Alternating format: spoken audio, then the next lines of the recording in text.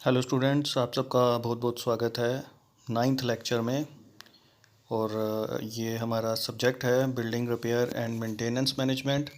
और जो चैप्टर हम पढ़ रहे हैं that is agencies causing deterioration. आगे बढ़ते हैं। तो लास्ट टॉपिक जो हमने कवर कर लिया था वो थे फैक्टर्स। और आज का जो हमारा टॉपिक है that is affect of the various agencies of deterioration on the different building material. तो जो एजेंसीज़ हैं, डिफरेंट एजेंसीज़ जो हैं, डिटोरेशन की जो डिफरेंट एजेंसीज़ हैं उसका अफेक्ट क्या पड़ता है अलग अलग बिल्डिंग मटेरियल्स पे, उसको आज के इस टॉपिक में हम कवर करने जा रहे हैं। It is necessary to understand the affect of the various agencies causing deterioration of the building material to take proper protection against these agencies. The choice of the building material is governed by. तो ये बहुत ज़रूरी है ये समझने के लिए कि क्या प्रभाव पड़ेगा, क्या अफेक्ट पड़ेगा वेरियस एजेंसीज़ का जिनकी वजह से डिटोरेशन हो रही है बिल्डिंग मटेरियल की।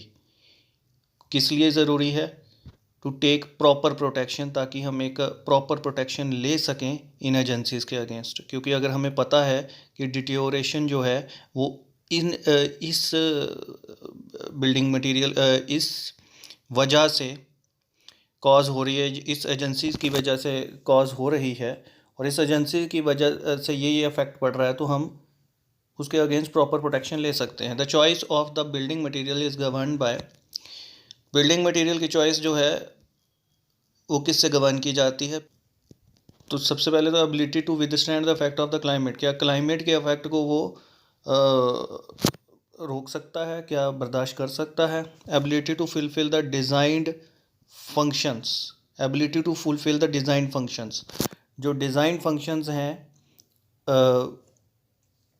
Ability to fulfil the design functions, जो भी हमारे फंक्शंस हैं क्या उसको वो फुलफिल कर रहा है मटेरियल या नहीं कर रहा। Reaction with the surrounding materials, जो आगे पीछे के मटेरियल हैं क्या उसके साथ रिएक्ट तो नहीं हो रहा, कोई chemically inert chemically active material तो नहीं है कि उसके साथ रिएक्शन उसका होना स्टार्ट हो जाए। Ease of the maintenance and the replacement, आसानी से मेंटेन किया जा सके या रिप्लेस किया जा सके। ओवरऑल इकोनॉमिक एक्सेप्टेबिलिटी, तो ओवरऑल इकोनॉमिक एक्सेप्टेबिलिटी होनी चाहिए, ठीक है। इसके बाद कह रहा है the affects of the various agencies of the deterioration on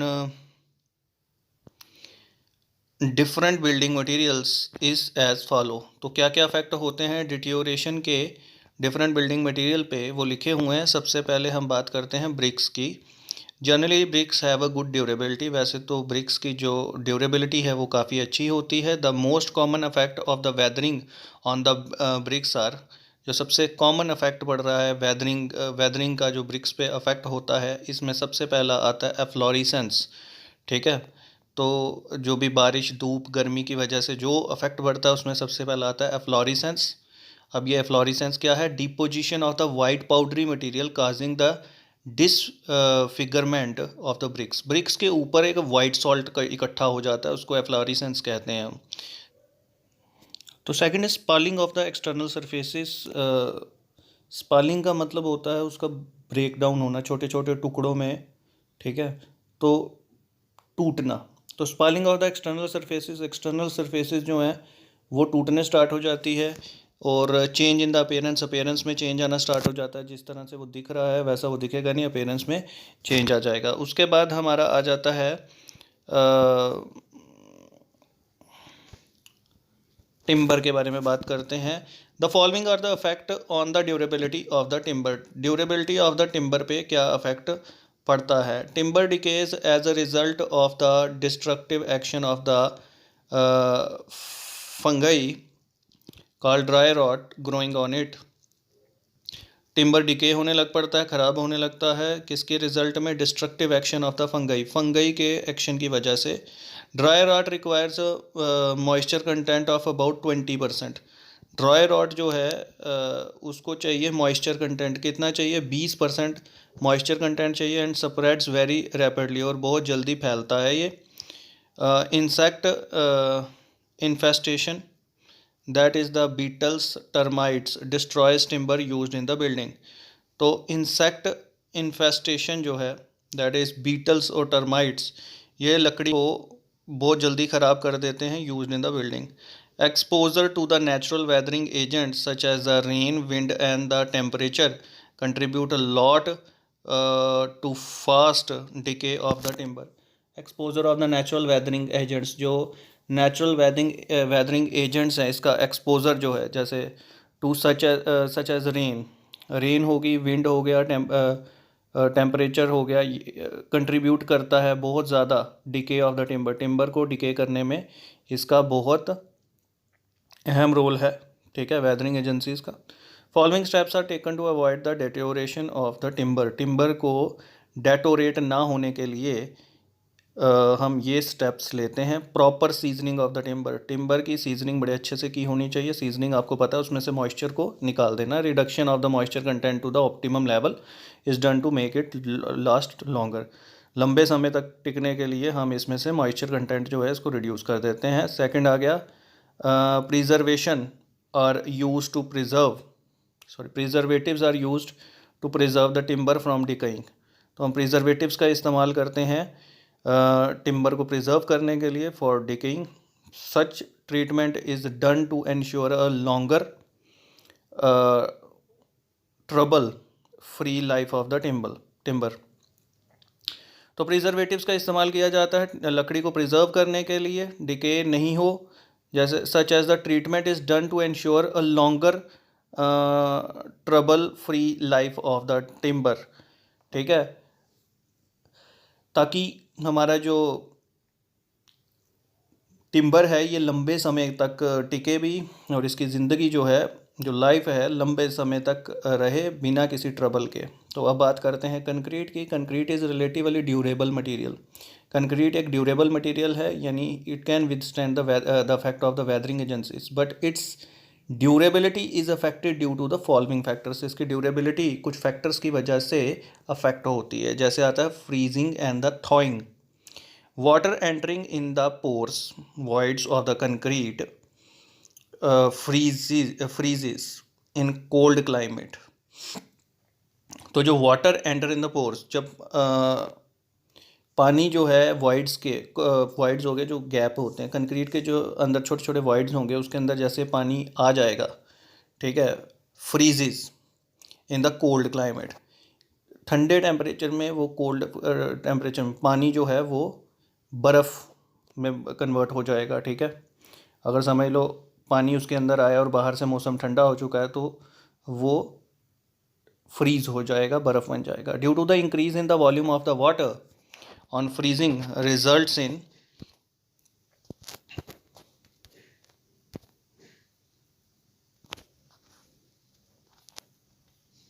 disintegration of the concrete. तो यहाँ पर ये बता रहा है कि जैसे ही आपने पानी जो है वो बर्फ़ में कन्वर्ट होगा. आपको पता बर्फ़ का वॉल्यूम ज़्यादा होता है. बर्फ़ का वॉल्यूम मतलब वॉल्यूम बढ़ने की वजह से आपका जो कंक्रीट है डिसइंटीग्रेट कर जाएगा, टूट जाएगा. Concrete located in the exposed conditions are more susceptible to such attack. जो एक्सपोज कंडीशन में कंक्रीट होते हैं, जो बाहर होता है, बाहर वाला जो मतलब कंक्रीट जिसमें जो जल्दी पानी के कंटेक्ट में आ सकता है, वहाँ पे ऐसा अटैक जो है वो हो सकता है. उसके बाद बात करते हैं सब सॉइल सॉल्ट अटैक. सब सॉइल सॉल्ट का भी अटैक हो सकता है, जो मिट्टी के अंदर से जो सॉल्ट है. The water soluble sulphates in the soil when comes in contact of the concrete causes it's expansion, spalling and the disintegrations. The extent of the damage of the concrete will depend upon the amount and types of the sulfate present in the groundwater and the quality of the concrete. तो water soluble जो हमारे sulphate हैं soil के अंदर, वो जब concrete के contact में आते हैं तो उसकी वजह से एक्सपेंशन होती है. ठीक है, आपका कंक्रीट जो है वो फैलता है, स्पालिंग हो सकती है, टूटता है, और डिसइंटीग्रेट.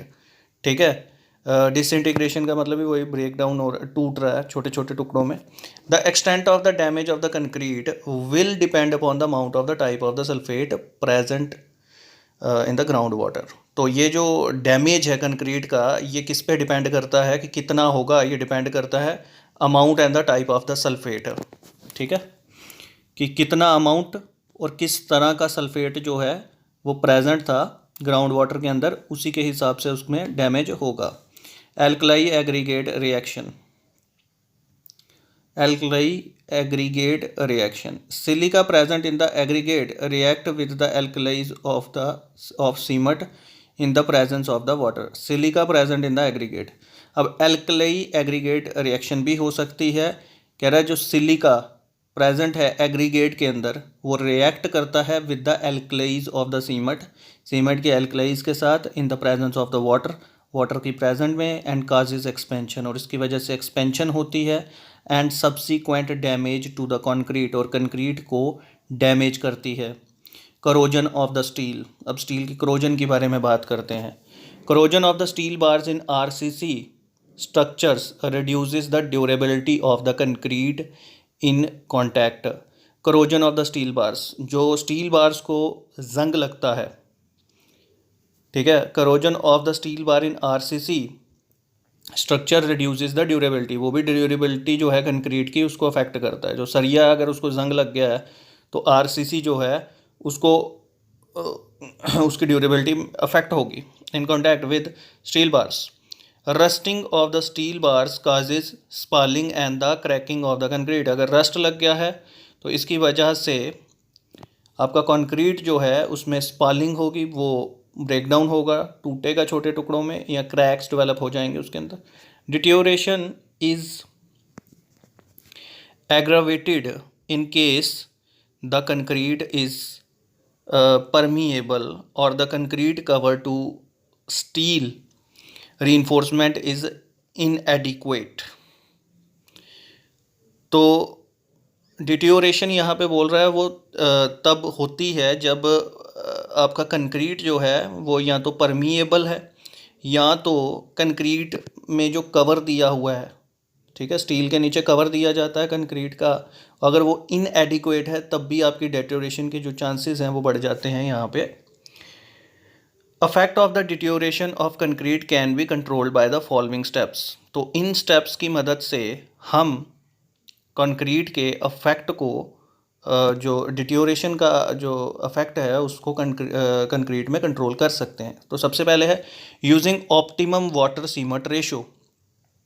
अगर हम ऑप्टिमम वाटर सीमेंट रेशो का इस्तेमाल करें तो हम कंक्रीट को रोक सकते हैं, ठीक है। Using sound and the fresh cement, cement जो है उसकी साउंडनेस अच्छी होनी चाहिए, ठीक है, साउंडनेस हो गया कि वॉल्यूम उसका नहीं बढ़ना चाहिए।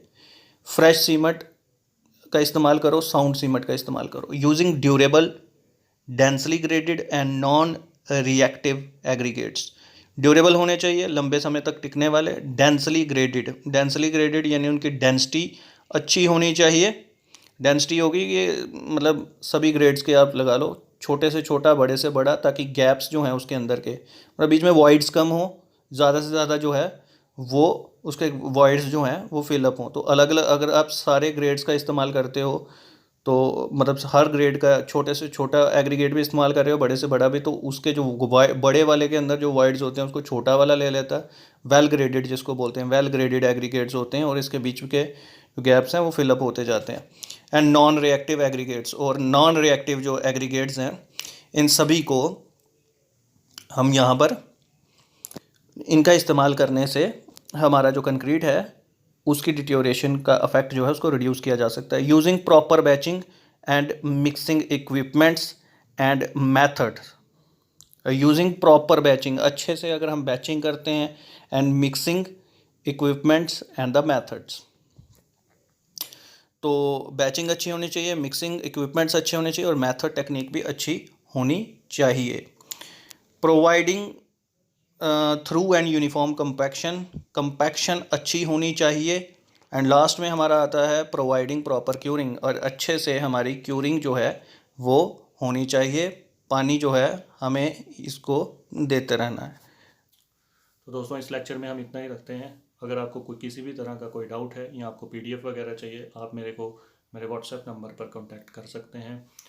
और या फिर मेरे साथ जुड़ सकते हैं किसी भी सोशल मीडिया प्लेटफॉर्म पे।